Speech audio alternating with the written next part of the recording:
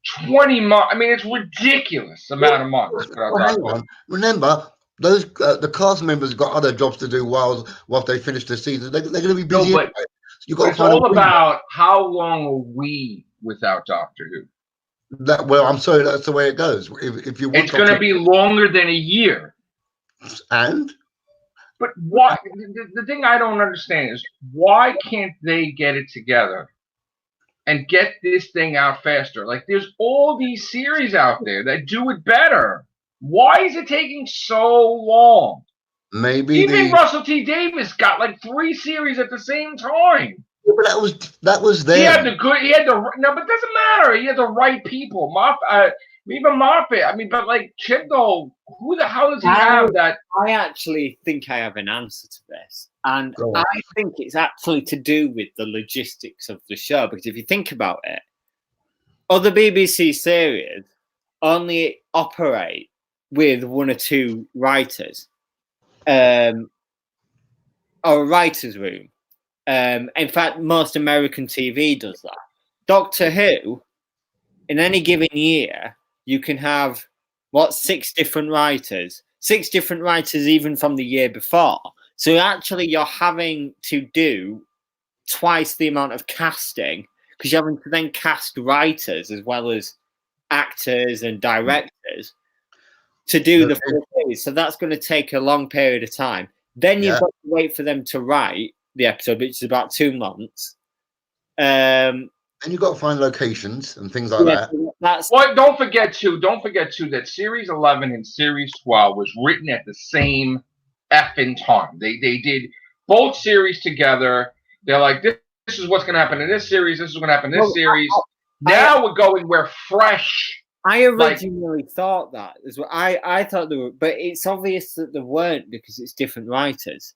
There's different, but there's a writer's room where they know that they're going to be writing this. Yeah, but then they technically can't write it at the same time because you've still got the Series 11 staff in the writer's room. But they know what's happening in their episodes already. There's only the only new person this year that's actually a crossover from Series 11. So it's technically not new, is Nina Mativier, who was actually script editor of the series in 2018. So she was the Series 11 script editor. She wrote the. But you already got Peter McTee and you got the other guy. I'm talking about new people that appeared to be new. Right. So it's like Nina Mativier was script editor on Series 11. Mm. He probably got asked by Chibnall to hand in a script for Series 12. Right. And so technically the writer's room had to shift focus and people had to come in and, people had to leave. So Mallory Blackman, Joy Wilkinson, who was the other writer that didn't cross over? There's another one. Oh, God, who was that? Joy Wilkinson. I don't know. Let me quickly have a look. Do you honestly think autumn 2021 they're going to put us? They're not going to put a series out. I think they could get it out for 2021. Because so August? You don't have to have a whole series locked at once. It's not a movie, so you can still be editing episodes 9. You could still be editing episodes 7 to 10 while 1 and 2 and 3 are airing. So here's the thing: are they going to write series 13 and 14 like they did 11 and 12, or are they going to? Probably not, because I think series 13 would be the season that they go, right, we need a break now, because in the writer's room should be technically, because we're going to lose an episode, I guess. We're going to have series 13, and the special for series 13 is going to be the 60th, probably, right? I don't. Or no? I genuinely, I'm starting to less and less believe that there'll be a 60th special. Yeah, I said you really don't think there's going to be a 60th? I said that yesterday. I don't think they're going to be one. I don't think there's going to be one. 60 years is an anniversary. It's an anniversary in terms of decade, but it's not an anniversary You are better off doing something for the 15th anniversary of New Who. In which case, that'd be this year, I think. But what about the 2 Doctor episodes? How long of anniversary was that? That was the two Doctors wasn't an anniversary, that was it? It was just a regular. No, what was an anniversary? No, it's just regular. It's just a regular. The only one that was an anniversary of the Doctors ones in the classics was 3 Doctors, which was 10 years. And then I thought the 2 Doctors was somewhat of an anniversary. Yeah, and then Remembrance was 25th. Yeah, the Remembrance was 25th with Silver Nemesis and all that. Yeah. Yeah.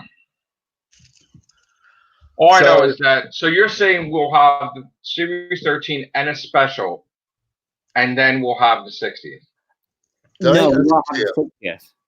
There's no 60th. You don't think we're going to have a 60th at all? I believe the rumours that we're actually going to get cancelled. We're not going to get cancelled, but the show's going to get cancelled after Series 13. Mm-hmm. Well, that would be before 2023, which is the commission date. Meaning you can't film anything past 2022. That commission date doesn't mean anything. That's just kind of like a guideline. A placeholder. Yeah. Yeah.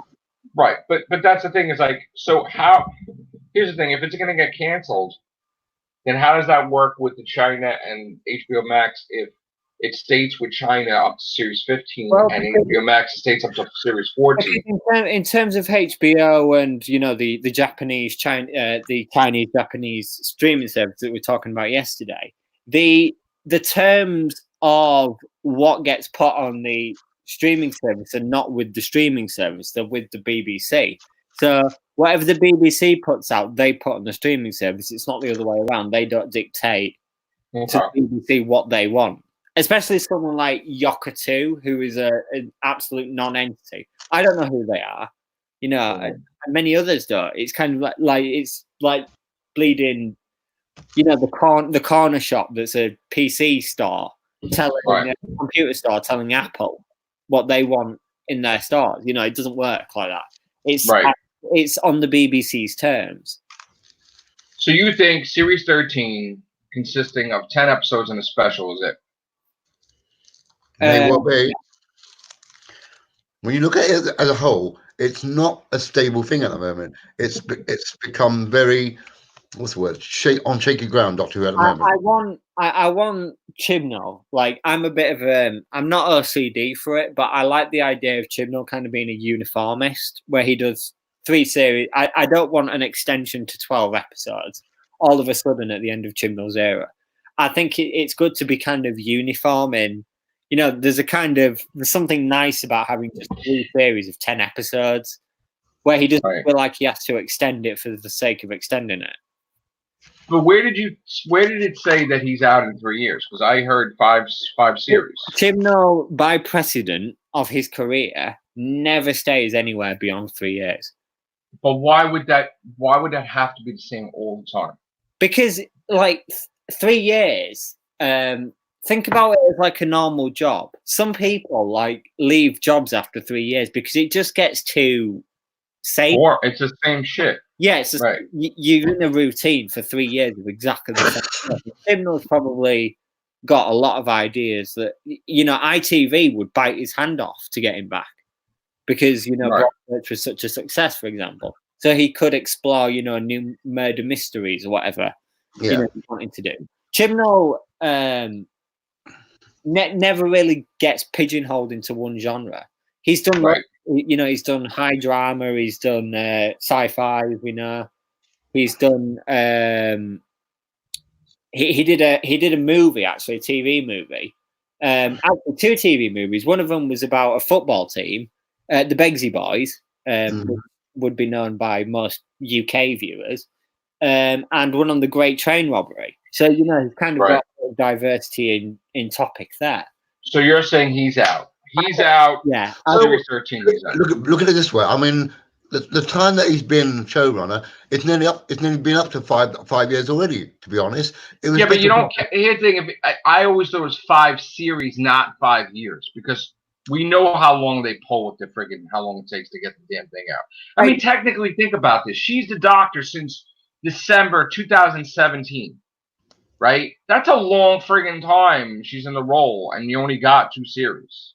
On TV, it's shorter, but in background, yeah, you're right. But the point is, she's not. While she's not on TV, she's not the Doctor. I know, but it's still she's in the role for a while. Well, then think about Sylvester McCoy, just it being canceled, then he's still the Doctor. One thing I actually want to address, and it's an argument that I've heard loads and loads and loads since way back in Moffat's era, is this whole thing about how Russell T Davies managed to do, what is it, 4 series in 4 years, something like that. A lot of series. Like, the difference between RTD and what we have now is RTD had a team that you'll never get again. Exactly. He had a perfect team. He had Phil Collinson, who was great. He had Julie Gardner, who was great. You know, he had all of these people behind him that could. That was the perfect team. That was gold dust. You'll never get that again. That's just not possible. Right. You know, that's pure luck, if anything. I think. So I think that. And at that time, Doctor Who was at its height. Yeah. Coming back now. Russell T Davies just had the best of it, really. Moffat and Chibnall are dealing with far more greater adversity, I think, on production side. Yeah. Than RTD ever did. You want to answer the Connie? Want to answer the question? You mean from BBC has teased a big surprise again this week? Jack back. What do you think it is like this week? It's just a Cyberman, I reckon. It's a lone Cyberman, right? It's a Cyberman because they haven't shown that in any of the trailers. Let me ask you a question. I was just thinking about this. What if the lone Cyberman is the master? Is the what? Is the master? If to get out, like he gets turned into a Cyberman, and the difficult thing about giving the Cyberman what he wants is because any other Cyberman, you like, who gives a shit, right? But there would have to be some type of thing that it's a conundrum for her dealing with the Cyberman that her everything she knows and she believes, and says don't give the Cyberman what she wants. The Cyberman would have to be of significance for her to affect her decision. All that Cyberman is a crash Cyberman that crashed in that time period. No, but the thing is, like, why would it even be a question to give the Cyberman what he wants? Like, she just wouldn't give him what he wants. So why does like Captain Jack have to travel back in time and on the run from the Lions make this whole big deal about not giving the Cyberman what he wants? At the end of the day, I think, to be honest, she will give it. Otherwise, we won't have the Cyberman finale that we're getting, because that's the only way that if she didn't give what it wants, we wouldn't get what we get in the finale. So she would have to give it. So you think it's just a Cyberman and asking her for something, and she's just gonna? I mean, like that would never happen. If we look at the Cyberman, from the image that we got, it depends on what sort of Cyberman we're looking at. Are we looking at the one that looks a bit all bits and pieces and butchered? Yeah. What I do want of the Cybermen this week actually is a tease of what this whole thing that Chibnall's been talking about is, relentless, ruthless. But isn't it really a copy of Silverman Nemesis? Like the Doctor giving the Cybermen what they want, and then it blows up in their friggin' face. I mean, like, it's Silver Nemesis, right? Isn't this Silver Nemesis 2020? Isn't that what we're talking about here? Yeah, but I think looking at he's a copying fucking out. No, but I think looking at stories that deeply, where you're actually fucking guy pointing out where everything is a copy, you're just ruining your own enjoyment for it. But exactly, I know, but still, at the end of the day, this guy's a fucking copycat motherfucker. Everyone copies. But he's direct. No, but this guy is every single fucking thing he does is a direct fucking cop. Star Wars, right? The greatest movie of all time, arguably, right? By most people's standards, copied off of Flash Gordon, off of all of these early sci-fi pieces. Well, George Lucas said he took from Star Trek, he took from Frankenstein, he took from whatever, and he mixed it in a bowl, and there you fucking go. As a writer, you should know there's only 6 different kinds of. Is it 6 different kinds of stories? But you're talking the same fucking show taking from the same fucking show. No, This is no. not like them taking from fucking 20 different sci-fi shit. This shit is like the same shit. I absolutely guarantee you, right? We would be talking about no series ever if they were striving every week for totally original content. I understand that you're gonna see stuff that, oh, they got that from this. Oh, but I'm talking like literally. You look at these episodes, 30 years. and it's like literally, it's fucking Utopia, Sound of the Drums, Last of the Time Lords. That whole fucking Spyfall was like that. I'm like, Jesus, try to at least try hard about fucking concealing that shit, like totally.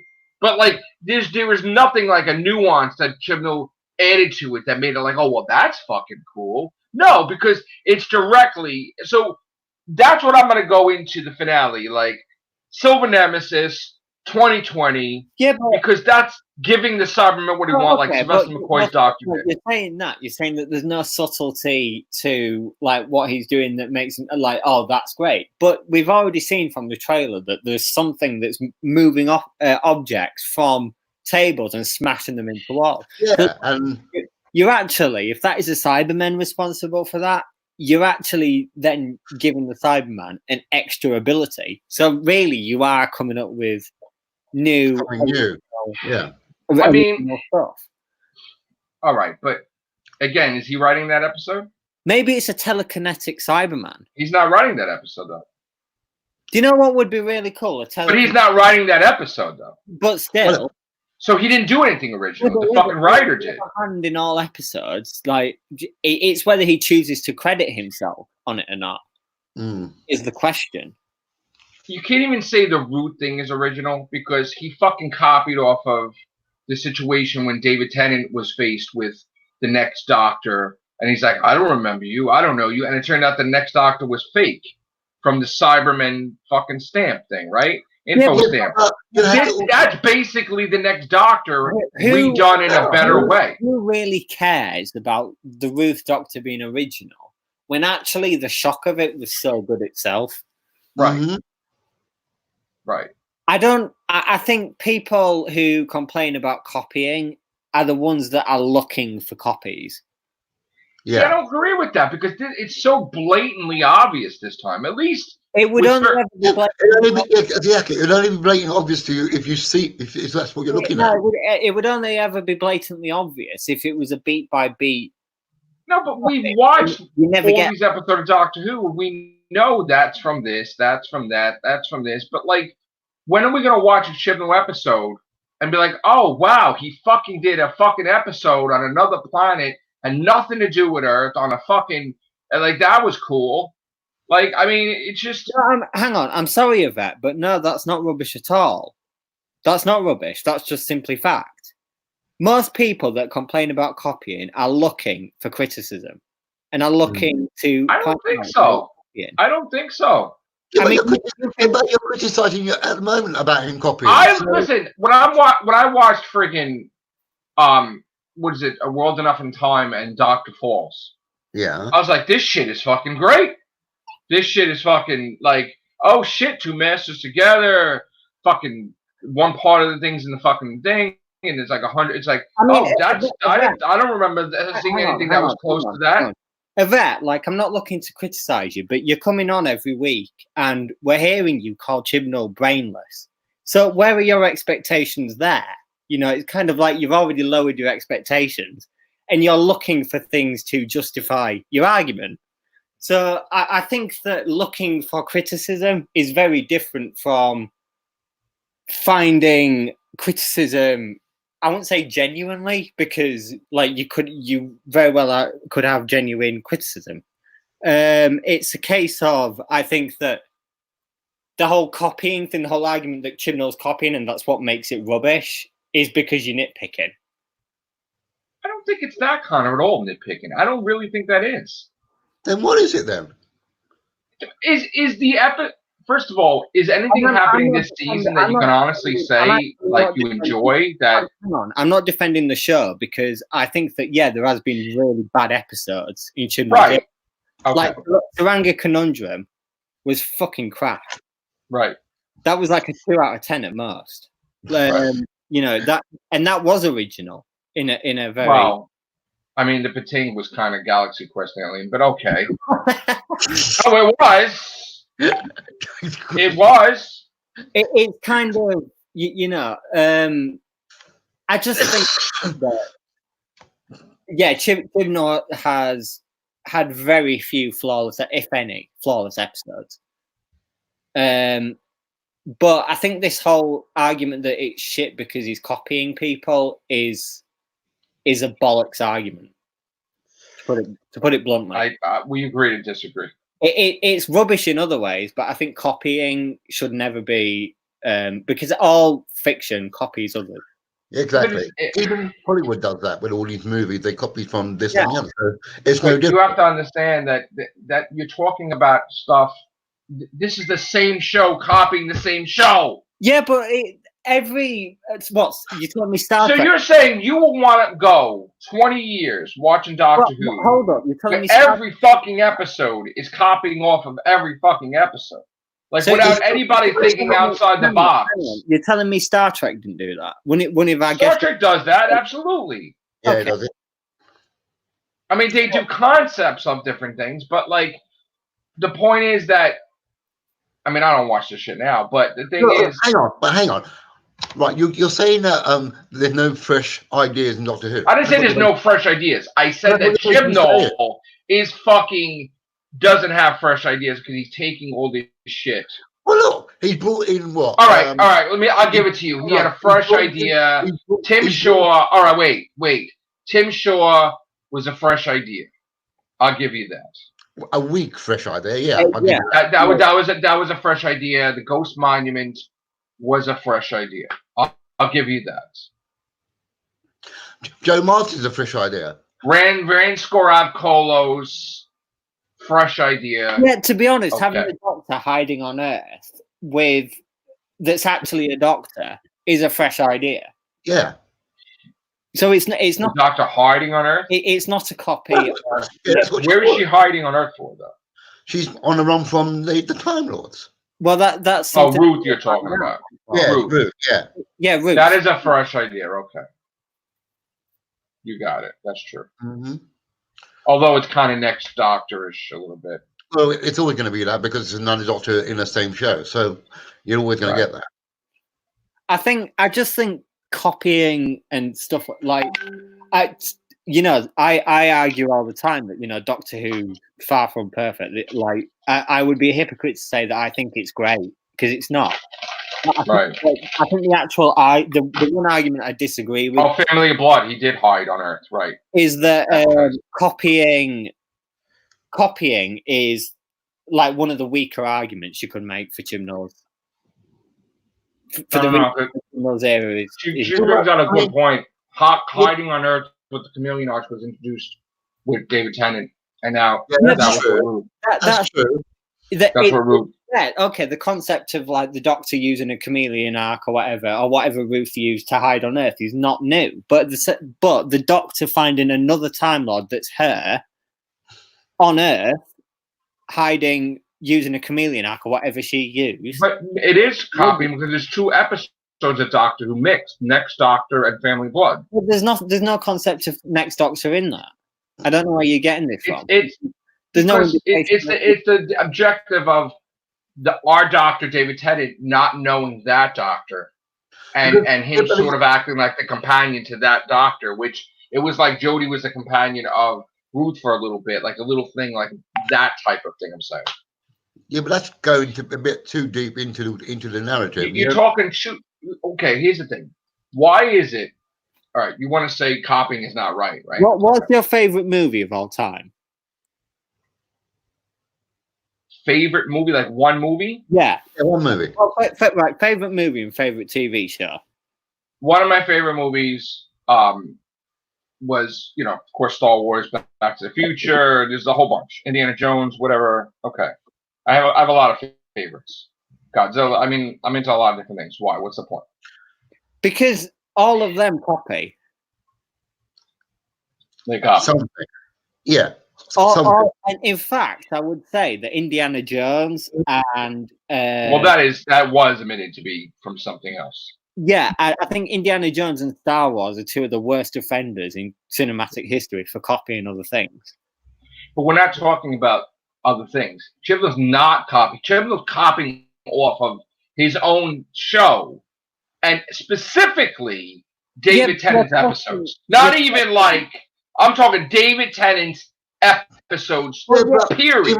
He might do that, but he put his own little spin on the copying. It's not But exactly. why can't he just do something else other than focusing on David Tennant stuff? I know David Tennant's his best friend, but why can't he? It's not solely David Tennant. He must be picking out from classic eras along the way. You're coming from the perspective that he's intentionally gone out there to say, "Oh, David Tennant's great, and let's copy off his era."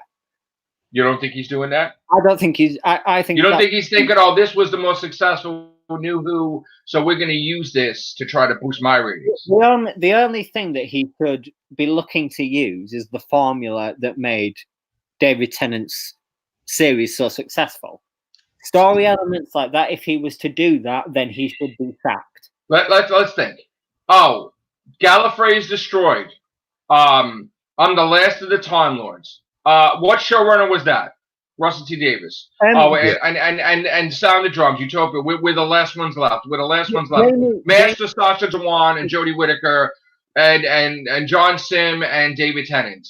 Okay, copy. Chameleon Arch, Family of Blood, Human Nature. Okay, Roots, whatever. Next Doctor. Okay, it's like you could blatantly list David Tennant's episodes and fill up the 26 fucking lines on a page of fucking all the episodes he's taken from David Tennant. Like, literally. Yeah, but then what? So that would then also be under the presumption that David, like, he's not even going classic series back, really. He's fucking David Tennant. Period. Actually, then all you're saying is that David Tennant's whole era was totally original, and it probably no. wasn't. I'm not saying that. I'm saying that Chibnall is taking from a specific area. Okay, so Chibnall is copying off Tennant's era, who's copying off of blah blah, who's copying off of blah blah, who's copying off of blah blah. It's just it's not a sole relationship between them two eras, which is what's getting you so. Where did Human Nature and Family of Blood take from the series, the Doctor Who series? Well, it didn't. It took from a book because it was. Exactly. But again, it didn't take from the series, though.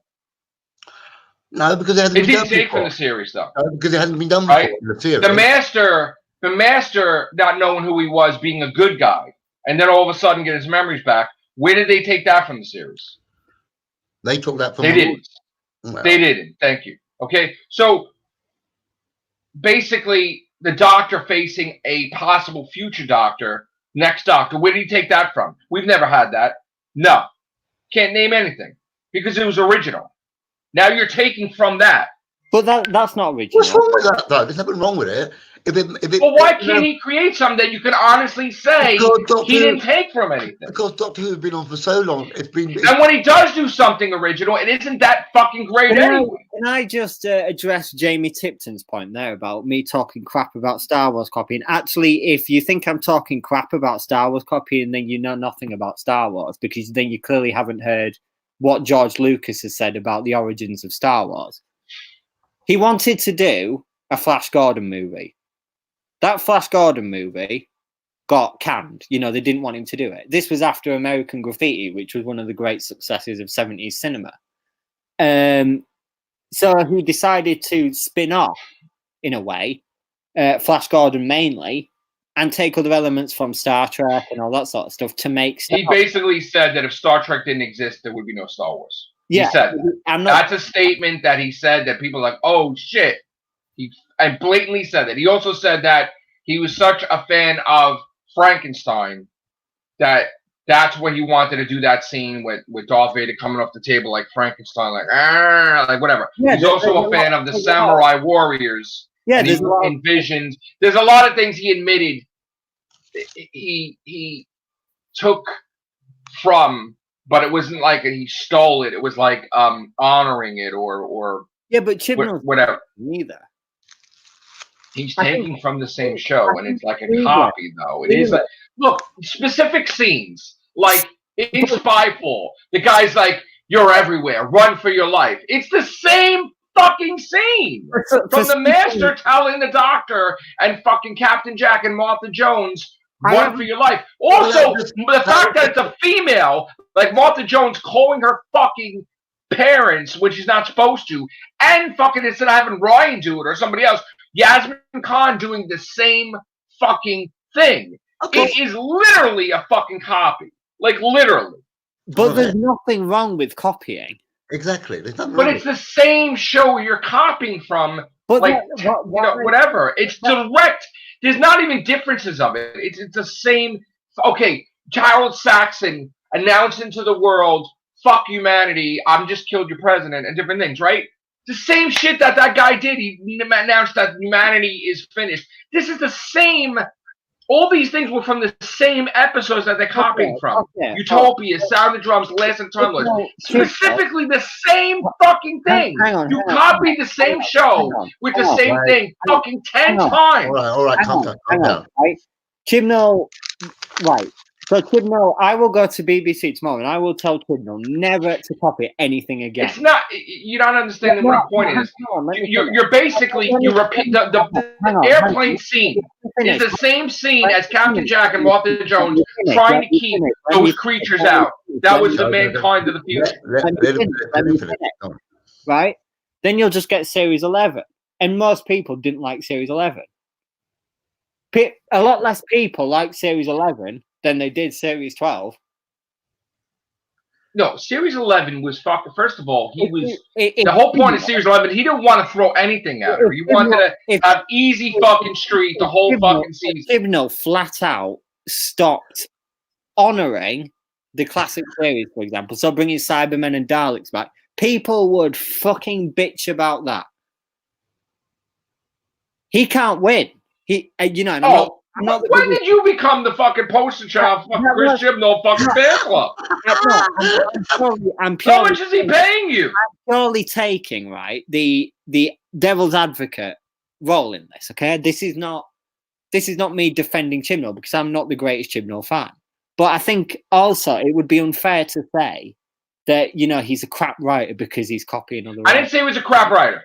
I did like stuff he did in it before he became showrunner, just like I like Moffat. Okay, I did like that stuff. I did like Power 3, the interaction with Amy Pond and Rory and stuff like that. I did like Dinosaurs on a Spaceship. I liked it. I liked 42. Hang on, I'm going to also agree with you. The argument that you said a minute ago about how Series 11 was an easy ride, the Doctor really faced no threat, is a more substantial argument, and I'd agree totally with that. The Series 11 writing failed in a lack of alien threat and an underdeveloped Doctor, not the greatest actress in the world. I don't think that she's necessarily the right fit. And there was just some really, it was all a bit too personal. I liked some personal episodes, so like Rosa and Demons of the Punjab. But it was less about aliens and more about the people. And to be honest, that's not terrible. That I sometimes like character-driven stories. It's. I agree. I think the more substantial argument to make about Chibnall's era is that his writing fails because he can't make the Doctor stand out, for one. But to see, the point is, he looked at Series 11, he did critique it, and he's like, "Oh, I'm getting ripped apart for being original." It isn't the fact that he got ripped apart from being original; is that the shit was boring as fuck. Okay, boring as fuck, right? So now, what does he do? He goes in the wrong direction, and he's like, "I'm gonna fucking copy every fucking shit and make a thing like, and I'm gonna twist it and put it in a bowl, and you won't even know it's a copy." How about this? How about you fucking start the season, there's some shit going on, they see in the telescopes from a faraway fucking galaxy, you put the whole fucking season in fucking space, in this whole area of space. We have all these different planets going to war with each other. Nothing to do with Earth. I'm talking just the whole fucking season. Just fucking out there. seeing, oh shit, I'm the Doctor. Nobody knows who the fuck I am because I'm always on Earth, but yet everybody knows who I am. How about fucking going to space and planet? Hang on. Yes, we do. Yes, we do read your comments. So carry on. You're the podcast host that is coming on here, coming up with all these outlandish theories about how there should be big Dalek battles and the cyber. There should be, right? Yeah, but then you're copying off of you're copying off of Doctor Who itself, but also you're not being original. No. The monsters are there to use, okay? Because that is the rogue gallery. Like Spider-Man would fight the Vulture, Spider-Man would fight Green Goblin. The Doctor faces the Daleks, the Weeping Angels. You put them in different stories. I'm sorry, but using Daleks and Cybermen that's your rogue gallery. That is your. You have a list of all your monsters you could use. Using them is not a copy. Who has the option to come up with something original? So he should have come up with something original. Of course, you could create something original, like Moffat created Weeping Angels and Silence, and fucking Hermit. Well, no, the crabs weren't really. That's argument. If he was at the crossroads of doing something original or copying off of, past eras, then you're saying that every time he should take the original route. No, the Tim Shaw thing was original, but he gave up on that shit. He could have showed his whole race in space, how they are, what they think of Tim Shaw, what they think of the Doctor. They could have fucking made a whole epic thing where the fucking race got involved, but saying, oh, if you could kill the Doctor, you'll be this commander or whatever, we'll give you another chance. He just abandoned. First of all, how do you create a race that the Doctor doesn't know about that just took over 10 fucking galaxies in a fucking second, and you don't know that that's happening? Like, that's ridiculous. So he went a little too extreme with that. If it was a new race that started conquering, that would have been a different story. But it's not like she was regenerating in a sleep for fucking 20 years. So the fact that this race came out of nowhere and is taking over fucking 10 galaxies, and she has no fucking clue this is happening, made her look like shit as a Doctor. So you had the material. How big is space? Space is big. But it doesn't. But the thing is, it's not really big according to the Doctor. Because even he said to his show that there's no place in the fucking universe you can hide that I won't fucking find you. So basically, it's not really that big to the Doctor. But the point is that, boom, okay, you had the stuff that you put in there. Okay, you have Tim Shaw, you have his race. Why don't you fucking use that? Why didn't you put that throughout the season? Why didn't you do a story arc? Why didn't you take the Doctor to that fucking planet or that fucking area and let's see what the race looks like without fucking teeth on their fucking face and what they're all about? And everything, but he fucking threw his own creation in the fucking garbage, and he made it a goddamn fucking joke, and he made fucking Tim Shaw a joke, and then why do you bring Tim Shaw back when he's a fucking thousands of years old senior fucking citizen with a fucking cane that comes upon God people? It's like the dumbest fucking thing I've ever heard. And it's like, so in other words, the Doctor doesn't know that this race takes over 10 fucking galaxies, but then all of a sudden, just by fucking chance, she bumps into a fucking senior citizen fucking Tim Shaw and fucking Timbuktu out of fucking nowhere. Okay? And then what do then? You do, oh shit, stolen Earth. Let's fucking put all planets in cubes and shit. Like fucking the Daleks are doing stuff. So you're fucking copying David Tennant again. Oh dear. Non-White Knight, I would change I would say that Chibnall is a subpar showrunner and Whittaker's a crap Doctor. To be honest, that's my personal. I think it's. I don't think Whittaker. I think Whittaker's a worse choice than Chibnall was. Chibnall's not expensive. It's called. You did no fucking auditions, and you fucking hired your buddies. You took them to lunch, and even Moffat said in a speech, he said you have to audition everybody, and it didn't matter if they're man or woman, black or white, whatever. If they're fucking perfect for the role, they're the fucking Doctor. It wasn't the case this way. Chibnall did the whole hiring thing based on his fucking buddies. Bradley Walsh was his buddy from Law and Order UK because Chibnall wrote for Law and Order UK. Okay? Yeah. Fucking David Tennant, fuck Broadchurch, Jodie Whittaker, his fucking buddy. Okay? Like they're his buddies. Olivia Colman, like all these different things. He's taking these people that he worked with and he's putting them in shit and giving them the jobs. Okay? You cannot audition. It's who the fuck you know. Are you friends with me? Did you lick my ass? Whatever. Like, there is no fucking auditions, period. It's just whether the fuck he's going to do a favor for. Okay? So, even now, it's like, so my whole point is, this guy, when he was original, he could have made such monumental shit, and his legacy can be like, wow, he really turned that race that was from Tim Shaw as a fucking powerful ass villain like fucking the Dominion and fucking Deep Space Nine or some shit. He could have fucking made them like, oh shit, they're like fucking huge. Yeah, I love these motherfuckers, but he threw his own shit in the garbage. Okay, he could have fucking did shit with the fucking Witchfinders episode. He could have fucking made them into fucking recurring things. He could have fucking made a whole bunch of shit. But the problem with him is he did crazy shit. He allowed shit like that stupid Universe is a Frog bullshit, which was fucking Jesus Christ. What the fuck is that? Okay. I mean, come on. And then the fucking Kablam thing I don't like because I'm in retail and like that's Amazon. That's fucking stupid. But like literally all last season, you identify your fucking companions and you fucking do stories for all your fucking companions. Throwing a fucking story in there that she wanted to kill herself out of nowhere when there's no inkling whatsoever that her life was terrible. I agree. I think that's ridiculous. Like Matt Rose said, there would be an inkling of it. There's no inkling of it. I think that should have been addressed in Series 11, personally.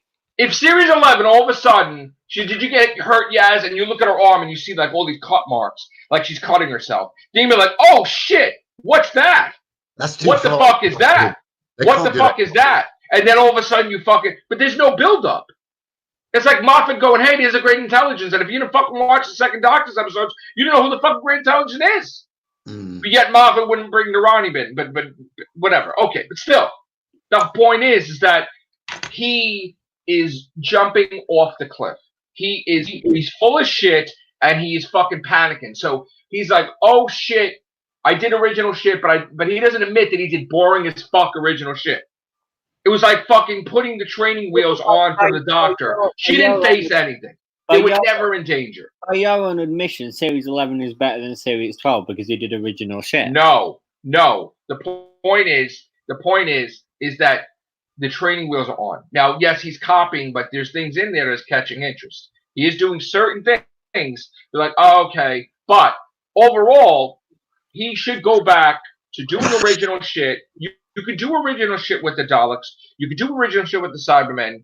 But you don't need to take from David Tennant's. Like, you're taking from... Listen, taking the Daleks and putting them in episodes is not copying. It's their rogue gallery they're allowed to use. Like, Spider-Man's allowed to fight the Vulture or the Green Goblin a million fucking times. It's just what's the story behind it. He's not taking from David Tennant's era. He's not. Intentionally. Subconsciously, he's taking from David Tennant's era. Well, that's not realizing it. That's because you're looking at it that way. If you don't look at it that way, then you can look at it as its own. I'm watching Skyfall, and why am I thinking of the Master on the screen instead of the fucking guy? It's direct. I'm talking multiple stuff in an episode, putting it in the same episode. Like, it's literally Utopia, Sound of Drums, Last of the Time Lords crammed into Spyfall. But it's not because Utopia... And The Architect, and Curse of the Fatal Death, and it's like holy shit. None of them were spy thrillers, so it's not a copy. Mm. Come on. It's not a copy. It's a copy of aspects from the episode. You know what? What's a different story. What's important, whether he copies or not, whether he can make a story work. That's all that we're interested in. Forget about copying. If a story works, that's all well and good. If it doesn't, it doesn't. But his way of making a story work is pissing the fuck off everybody, saying, I'm going to destroy canon. Now you're watching because you want to see how the fuck he resolves it. No, yeah. That's not nitpicking, because I've literally just said that it's not a copy. That's not a nitpick. That's just saying that it's not a copy. Everybody and their mother's watching these Doctor episodes and they're saying they're fucking copying. How are you saying it's not copying? I'm not saying it's not copying. But I'm saying copying is the worst argument. I'm going to say right now that if I'm right about this Silver Nemesis shit, giving the Cyberman what he wants, like the Seventh Doctor did to the Cyberman, I'm going to be pissed. You don't know what it wants, though. It might be totally different. There needs to be a little difference, a little tweak in language that we use in here. Things like stealing and copying copying is probably the closest word I would use. But stealing, I think, is another. I didn't say stealing. I said copying. Yeah, but you said stealing before in this cast. All right. So now we got to go woke, and I gotta use my terminology to make it where I'm not hurting Chibnall's feelings. There's a difference between copying and stealing. Yeah. Is what I'm saying. I think repeating. Yeah, repeating. Repeating is different though, because what you're doing, repeating is word for word or scene for scene, and that's not what's going on here. Yeah, but that's also the same for copying. Yeah. If he was copying, he would be doing it scene by scene. Why do we have to worry about the terminology? We would just express it's because at the end of the day, we can come in here, we can say whatever the fuck we want to say without anybody telling us. But I think still abuse the N-word, then I have problems. There's also a case to be made that like you can still be wrong at the end of the day. You know, it's just kind of like you can use whatever word you want, but you could still be wrong, or you could still get disagreement with another member of the cast. You know, that it's just one of them things. That's why if he does a finale and I see it's original, I'll be like, okay, this is pretty damn good. I think that. Right. But the point is, will you know? Because you're gonna. I admit when I'm wrong. I mean, if I was wrong about something, like, oh shit, I was wrong. The bottom line, right, is if the only substantial argument you have for Chibnall's era being bad is that he's copying. That's not the only substantial argument that I have. That's totally not, and you know that. You've done fucking thousands of mentioned other things, yeah, which I actually agree with, as I said a bit ago. But I think that you're making more of an argument for him copying than you are them. And I think they're the points that you should be more focusing on. The fact that he hires writers that don't know how to write sci-fi, that he has to fucking help out, it means that you should hire those writers. Speculation. What's that? That's speculation. We don't know what goes on behind the writer's room door. How is it you have a fucking writer's room where they didn't have a writer's room before, right? But you have a writer's room now, and you get shitty episodes popped out. Like, what? Wouldn't you think if you had a fucking writer's room, they had to have the best fucking... Like, I don't think it's a writer's room as you think it is. I think it's like, I want you to write this, I want you to write that, I want you to write this. There's no fucking originality. Like, I want to do this. No, it's not. Originality doesn't exist. It doesn't. Okay, you should have a showrunner where the showrunner lays it out from the start of the season to the end of the season. I want the doctor here in the start of it. I want the doctor here at the end of it. Whatever you do in the middle, as long as you really don't conflict with my ideology, you could do. You want to fucking do something where, fucking Yasmin Khan leaves because she's fucking mad at the doctor, and in the next episode we don't put her in there, okay.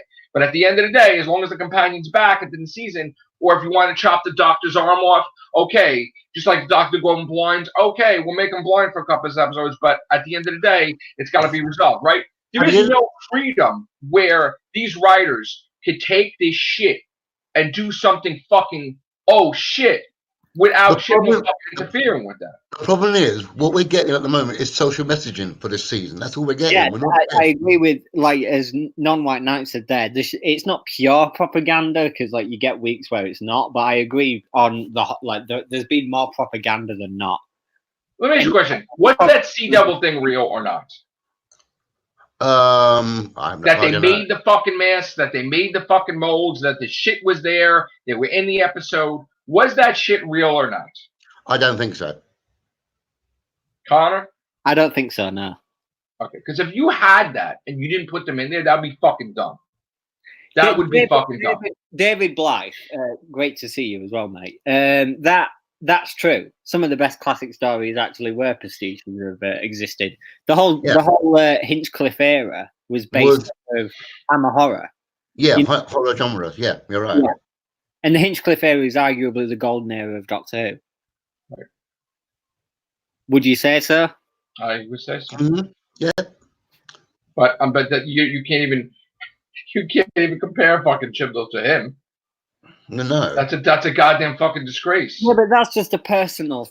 That's like it sounds to me like you have a bit of a hard on for hating Chibnall. A bit like another person would have a hard on for hating Moffat. And nothing he does either way would stop that position from being the one that you take. If Chibnall gave me something where I could say, wow, then I would say it. It's not like I write a dialogue and say I'm going to fucking hate on Chibnall today. How do you make something new out of something that's 50 odd years old? How do you do that? The show is about traveling in time and space. But it's you not could fucking do anything. Yeah, but they've done everything up They until now. didn't do everything. Well, what's missing then? Give me. You know what the biggest problem is? The biggest problem is that when this showrunner takes over, right? All right, let's put it this way. Let's say I was going to take over as showrunner, right?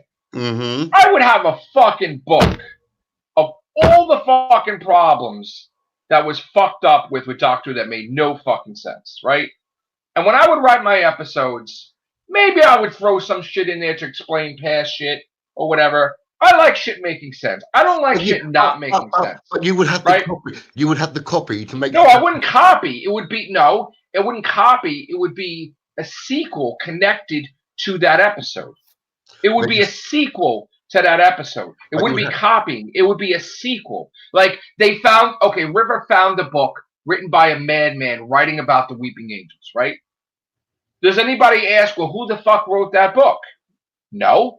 Maybe I do a fucking whole story behind that of this fucking guy went mad trying to fucking stop the Weeping Angels, writing everything about him, losing his family, getting zapped through time and shit like that. I'd be like, oh, that's a fucking interesting thing. Let's put that in there. Like fucking Moffat would write backwards. So he would write about the end of the fucking Headless Monks and then the beginning of the Headless Monk, all in different order, right? You're talking about the Headless Monks or whatever. And then, but how about do a fucking episode about the Headless Monks? How about fucking, let's get in there. Let's see why they were so fucking important that he mentioned them like 10 times. Yeah. But do shit like that. And you're making a show that's impossible to follow. Why are you making it impossible to follow? You have to. Unfortunately, right, for us Doctor Who fans, they have to make a show that's for casual viewers more than us. Okay. But here's the thing. Other shows, all right, Deep Space Nine especially, right, was so fucking connected with each episode when they were really going deep into that fucking, the Jem'Hadar, right? You had to fucking watch each episode, or you were fucking completely lost. Yeah. You were so fucking lost. You'd be like, oh shit, I don't know what the fuck is happening, right? But yet, they made it where you fucking tuned in, the fucking ratings were through the roof. You could not leave your fucking set. You were hooked. You're like, oh shit, right? This is what you need to do. Forget about the bullshit of casual viewers. You get these motherfuckers in there and you fucking get them to watch the shit with their fucking glued to it. Not that oh, maybe they don't know about this villain. Maybe they don't know about this villain. Fuck that. You throw the shit in there. If it's interesting enough and everything, they will fucking go back and they will fucking research the shit to see who the fuck you're talking about. That's the whole point. When you pique their interest, when you whatever, you have these fans like, shit, I want to know why the Jaguar fought Jodie Whittaker. Who the fuck are they? And then you go back and you watch City of Death. You're like, shit, that shit's great. But you would get them so hooked that they would do that. This is a day and age where you type a couple fucking things. You can find anything on the internet. So if they put something in Doctor Who, like you don't know the name of the monster, you go to fucking Google it, oh, it was in this episode, you fucking order it, it'll be at your house in a day. Okay? So if you really want to hook people, and if you get people interested, they will spend the fucking time to fucking actually look up the monster and go fucking watch the classic series. Then you got a new fucking fan of the classic series. And they're like, oh shit, then the sales are up for the product. But if you're so worried about, oh, maybe they don't know, I can't put that in there. You're babying fucking people. You're fucking wiping their ass for them. Well, that's Stop wiping their ass for them. Stop fucking patting them. Don't think they're just stupid that they can't handle it. Throw the fucking shit in there. Throw it in there. You're talking about the fucking Black Guardian. It would have been much better if the fucking Black Guardian just showed up. This motherfucker showed up. This is our final encounter. Shit. You wouldn't give a fuck about anything, but instead you bring these other assholes into it that are fucking related to that motherfucker. And you're like, this shit sucks. It sucked. It's like, what the hell is this shit? And then the first thing I'm saying is, well, where the fuck's the Black Guardian? I don't give a fuck about this guy. I don't give a fuck about this guy. How different are they from the White Guardian and the Black Guardian with the chessboard? No fucking difference. No difference. They're the same shit. But even if they did do that and brought in the Black Guardian, look how easy that the resolution was of that story.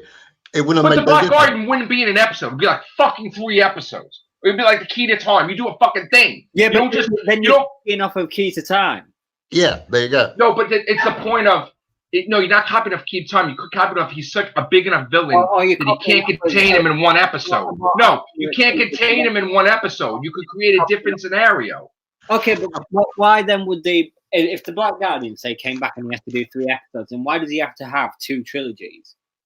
That's then copying off of the Black Guardian trilogy in the 5th Doctor's era. You don't. The thing is, he's big enough of a villain where he can't just be in a fucking episode. But even still, how easy would it be for them to make him be defeated, like they did with this Nightmare? You wouldn't make him defeated very easily because he's a big fucking villain. Oh, well, so were they. So were they meant to be big fucking? They sucked. Those 2 guys sucked. They were gods, and look how easy. But the Black Guardian faced the Doctor before, so he wouldn't be fucking easily defeated because he knows the Doctor and he's pissed off with the Doctor. So look look. Here's the thing. Here's the thing. The way it works is you take what you have. Like, okay, why the fuck is Omega not in this? Okay, the biggest fucking thing people remember. He didn't appear that many times, but they remember fucking Omega. It was fucking amazing, right? Why can't you put him in the fucking series? Why can't you put him in the episodes? And even Moffat could have did so much. Yes, he had a whole season planned, right? But you could have fucking did that. Omega was behind fucking Madame Kavarian channeling the energy to connect the Ganger to Amy Pond's outside universe. Other than that, like even you could have did things with the Madame de Pompadour. That's whoever fucking created those ships were connected to the Time Lords or some shit. There's so much shit you could have done.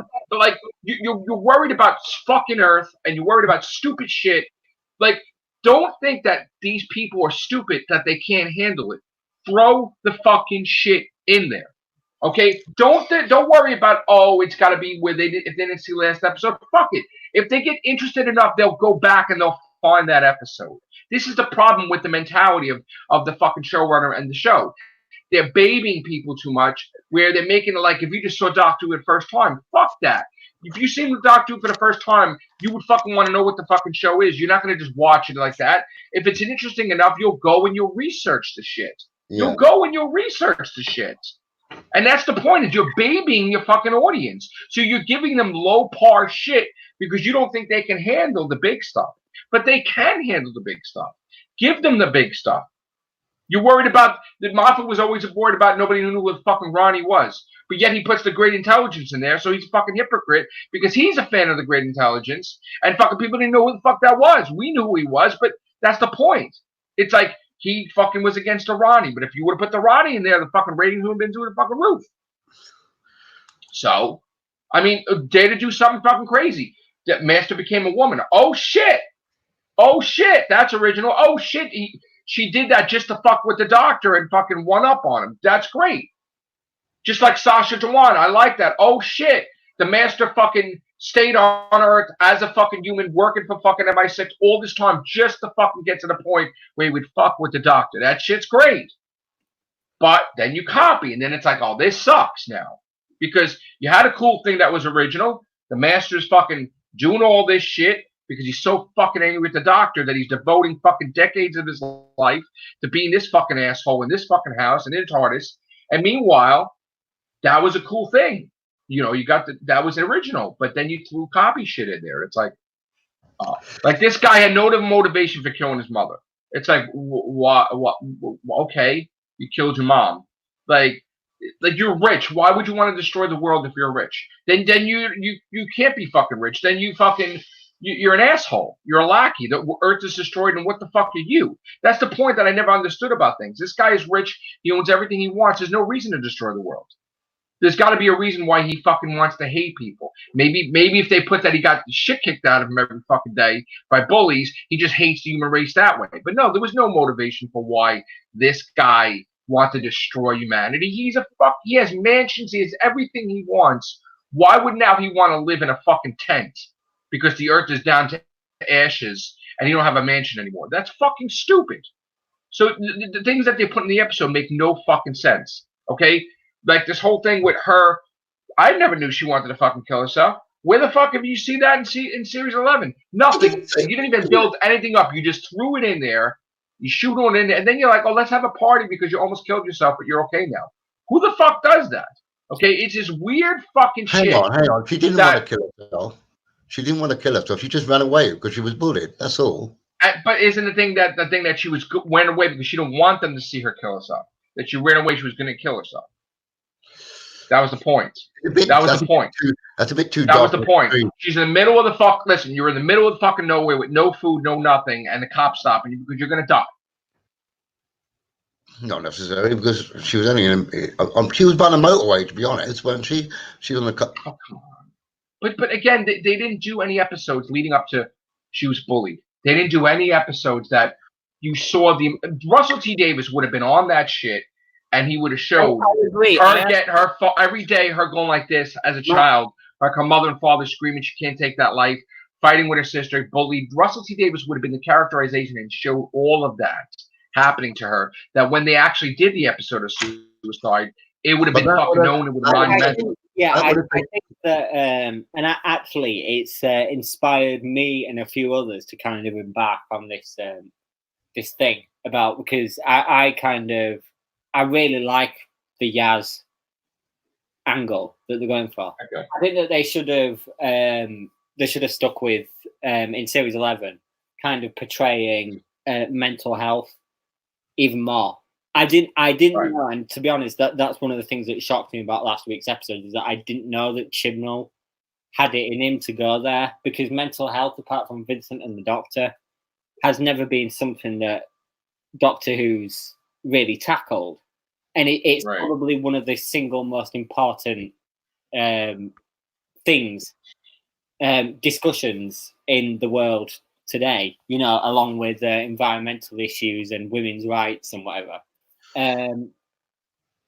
So I think that, if it actually inspired me, like I said, and a few others to really write a series where mental health is kind of like the whole thing, the story. But you would take shit out of the episode because there's too many shits in there. There's too much stuff in it.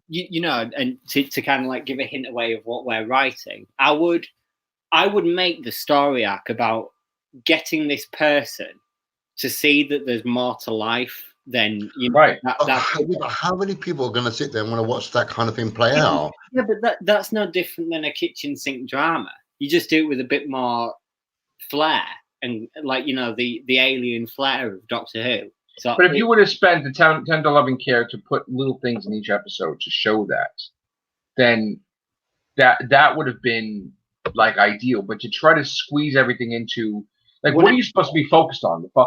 The two fucking gods, Graham's cancer, Yaz. Like, there's so much shit in there. Like, they take some stuff out of there and make it about Yaz. That's a proper Yaz story arc. You can't disrespect her mental illness by devoting 5 minutes to it. That's what I'm trying to say, is that no writer could put her shit in 5 minutes and that be a proper arc. That is a disrespect. That person cannot write mental health thing because it's 5 minutes in it.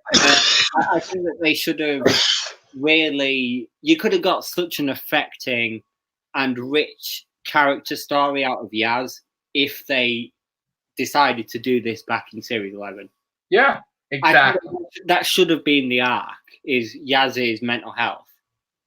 I agree.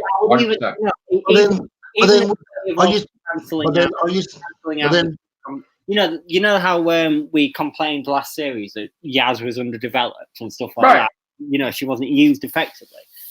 I would actually at this point now say that maybe Graham aside, if they did take out Ryan and Graham and have Yaz as the main companion going through the mental health issues while traveling with the Doctor, and you kind of see the character arc, that would have been one of the best character stories. Oh yeah. But how much of a fuck up would that be for her?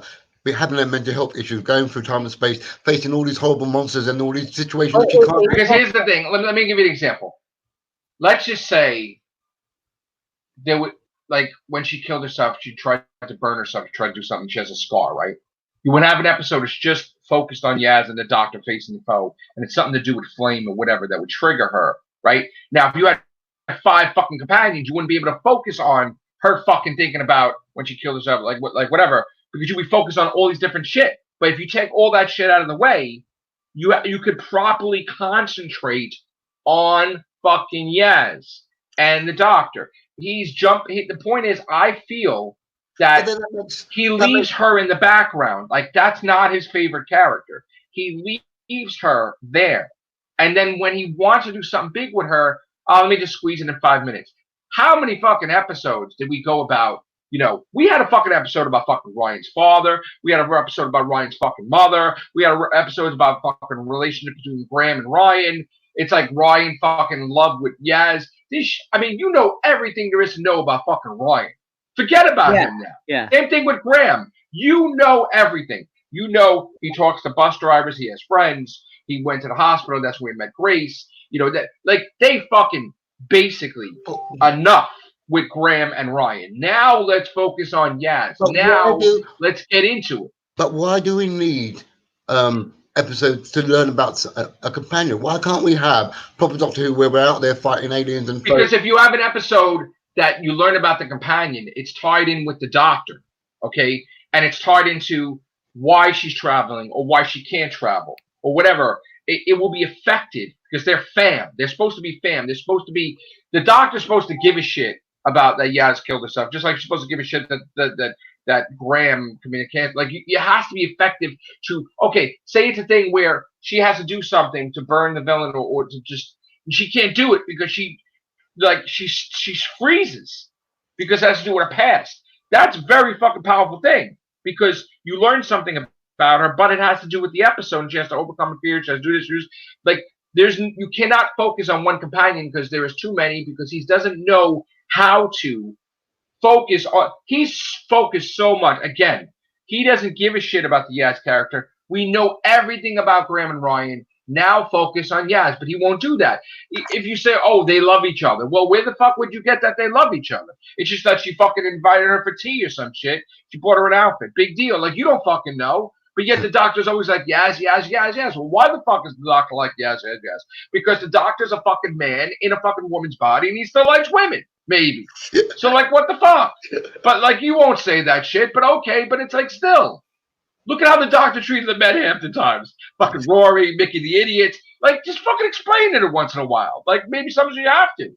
But it's just a point where the companions, you know, you need to know about all the companions. And Yaz, we got a situation where they were saying that she didn't know what the fuck she was doing as a cop in Series 11. Then Series 12, the guy's like, you're the best fucking officer we ever had. Doing what? What has she done? How does she go from shitty cop to great cop and she's never a cop? It's just throwing shit in there. That's the point, is that you can't just throw shit in there. You got to explain yourself. Why is she a good cop? What has she fucking done? Why did you say she was a shitty cop in the first season and she's a great cop in this season? He's just throwing shit in there and he's not communicating with his writers. Just like, why are you fucking erasing the fucking Noor Khan's memories and this one's memories, but then Nikola Tesla and Thomas Edison, you don't erase their memories. There's no communication with the showrunner and his fucking people. So, like, it's fucking paradox. You need to be on that. Like, you really want to be a showrunner? You fucking say, oh, we can't do this, we can't do that. You know, again, he's a shitty ass fucking Doctor Who showrunner. He's a shitty ass writer, and he thinks, oh, I'll appease the masses. I'll throw a little shit about Yaz because they're busting my chops about it. Look, but now you're disrespecting the character, though. Because you gave her 5 fucking minutes. Dude. Look, not my doctor. I just said exactly what I'm trying to say to you about I don't want a soap opera in Doctor Who. That's what it turned out to be. I understand that, but you have the fucking companions, right? And you need to just like, oh, Turlo, why is he betraying the Doctor with the Black Guardian? What the fuck? You need to explain that. Philip, I don't think having a character have mental health issues, for example, is soap opera-ish because I think you have to relate to the character. If you made the character like if you took away the soap opera-ish elements that you are talking about from the show, then you don't have. That's not a human being. Well, look, in the category, there has to be a soap opera where you're fucking marrying the person, and then this one's a twin brother of the fucking whatever and shit. I mean, look, human things, okay. Like she had this mental illness thing. Explore. Not you're disrespecting and putting 5 minutes. Yeah, but I don't want to sit and watch Doctor Who and explore. What do you want to fucking do? I want to get in the TARDIS, go to different planets, meet different aliens, fight different wars. We're not doing that. We're staying on Earth, all right? Just let you know that. That's what it is. That's what it is. We're not doing that. So what are you gonna fucking talk about then? If you're not going to any planets, what are you gonna fucking do? Alien invasions then. Alien invasions. What are you gonna do? I don't know, but it's becoming too soap opera-ish to the point of this is not Doctor Who anymore. No, it is Doctor Who. I mean, I don't. You have the wrong people working on the show. I think there's a fine line between what's drama and what. It's not soap opera-ish because I don't think it's quite as out there as soap operas are. In terms of like, you know, okay, then it's social. I mean, me and you, like, I'm talking to someone who I know for a fact knows what a soap opera is because me and you are probably some of the biggest soap opera watchers. First of all, I know what a soap opera is too because I used to back in the day watch like General Hospital. I don't know if British and like American ones are the same or not. Probably, but okay. But what I'm saying is, I want escapism. I don't want to watch something that I can see every day in real life. I don't want to watch that in Doctor Who. I want to go beyond my own personal real world interfaces. You understand what I'm saying? Did you complain when Rose Tyler didn't want to just be the girl in the shop and she wanted to be fucking something more? That was a sucker. And she fucking went in the TARDIS and fucked the holographic message. I'm fucking finding the Doctor. I'm gonna go save his ass. And then she became fucking Bad Wolf. She became fucking Time Vortex Center and shit. Like that. You don't think that's soap opera? Like she fucking loves him. This is the man she fucking loves and shit. That was a different progression of a companion. Totally different from what we're getting now. What we're doing now is diving into the psyches of our companions. When I don't want to dive into their psyche, I want to get off of the. Didn't you dive into the psyche of Amelia Pond and why the kid's in the fucking house and there's no parents, and then fucking, you know, she meets up with her years later and she's fucking getting married, but she's not sure if she wants to get married to this guy. You fucking were in her psyche. Fuck, you were in her fucking head. Okay? Yeah. So what are you talking about? I will fucking bring up an argument for every fucking thing you say. Yeah, but the feeling we're getting now is too on the nose for me to go, I'm not enjoying this because it's too serious and it's not escapism. It's too. He doesn't know how to do serious, and he doesn't know how to implement and put this stuff in the episodes. That's the problem. Is the delivery is wrong. Chibnall's delivery is wrong. That's the point. He doesn't know how to handle a fucking mental health issue, a mental thing. So he thinks 5 minutes. Yeah, I checked it off. Mental health episode, 5 minutes. Check. No, it doesn't work like that. You do a whole fucking episode or two. Okay? Fuck you, Chris Chibnall. Fuck you. That's basically what I have to say about that. Okay? That's not giving us the fucking. Fuck you, asshole. And then I got an Asian fucking bad guy. Check. It's like, what the fuck you do? What the fuck you doing? Let's take today's episode coming up in a couple of hours, right? That's gonna influence Mary Shelley to write Frankenstein. Fair enough. So what's the message? What's the message in that though? I have no fucking idea. I won't know until I see it. You can't ask me what I'm gonna think of an episode if I don't know what the fuck it's about. He could fucking have Candyman show up. And fucking, I don't know what the fuck it is. I don't know what they're gonna do. We think we know what the episode's gonna be. It could be total shitballs. Okay? Or it could be the greatest fucking thing ever. I have no idea. You can't tell in the trailer. I reckon you're going to love it. And I reckon you're going to love it on top of him blatantly copying. But he didn't write the episode. Yeah, but still, it's still copying. So he didn't. I can't credit him if he didn't write the episode. But it's not. But it's still a copying. It's still a copying. It's not him, though. He didn't write the episode. That means you're attacking him and no one else. I'm talking about Chibnall. Okay, when we see the finale, then we'll see what I have to say. Because he's writing the finale, right? Yeah, he's writing the finale.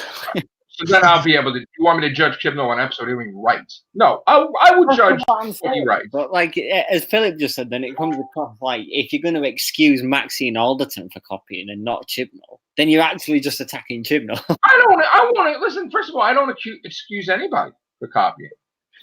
Well then, Mary Shelley's Frankenstein episode today is a direct copy of something that's already been done. Brain and Morbius is Frankenstein. What else is Frankenstein in Doctor Who? I mean, is copying the film Brain of Morbius. I will when I see the episode. Yeah. Well, first of all, I'm gonna know if this fucking guy. I loved it. He's gonna be like, "What? How'd you like it, Philip?"